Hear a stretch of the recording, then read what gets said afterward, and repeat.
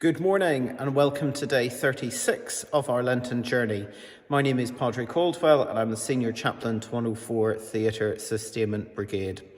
Today's video is recorded here in the Station Church in South Cerney. And I have to say, I think if you can see the church behind me, I think it is looking really well.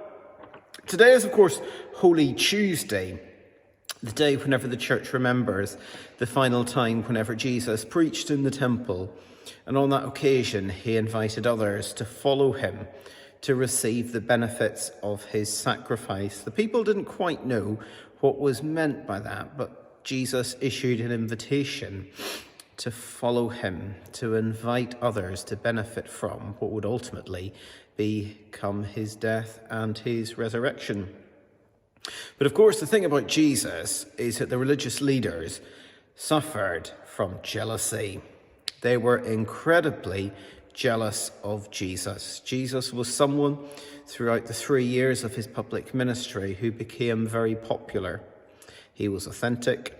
He lived what he believed. He had a connection with God, and people believed in him.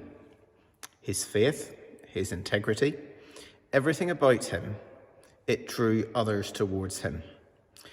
And the religious leaders were jealous of this. And what do jealous people do? They say all kinds of false things against people. Not because they're true, but because they're jealous. Because they see in someone else what is missing in themselves. The religious leaders saw truth, integrity, godliness, faithfulness, love in Jesus. They were jealous of him because those qualities were missing within themselves. And those who suffer from jealousy will belittle, they will gossip about, they will stab in the back, they will do all sorts of things about people for whom they are jealous. And why are they jealous? Because they see in others that which is missing in themselves. And the other thing they do is they try to put them down. Who does he or she think they are? Look at them. They wait for them to fail, or when something doesn't go wrong, and they say, oh, they're not as good as they think they are. They're jealous. And the reason they do that is because jealous people tend to be quite insecure. And so what do? They say different types of things, false things, lies, cheat, backstab, whatever it may happen to be, to make them feel superior. Not because they are superior, but they need to try and feel that way because they're insecure. And of course, the religious leaders became profoundly insecure because they suffered from jealousy. They were jealous of Jesus. And of course, the thing is, if you are a good leader, people will be jealous. If you are a good leader and you're effective and you work well with people and you work hard, some people will not like it because they will see in you that which is missing in themselves. They will say all kinds of false things against you. They will sit and wait for a weakness or a trap or whatever it may happen to be because they are jealous.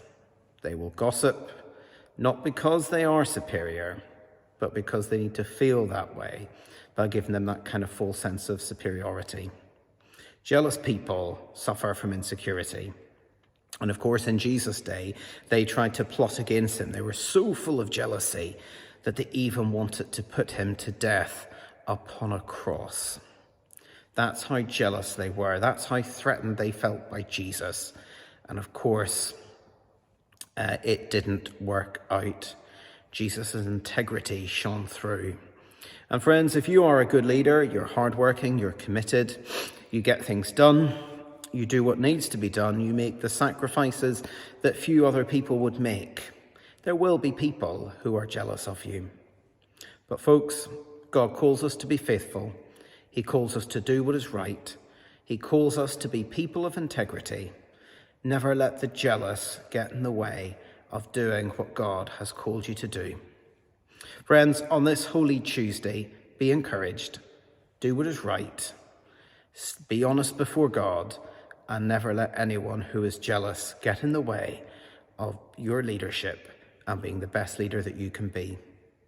Friends, that's all from me for today. Stay tuned for tomorrow's video.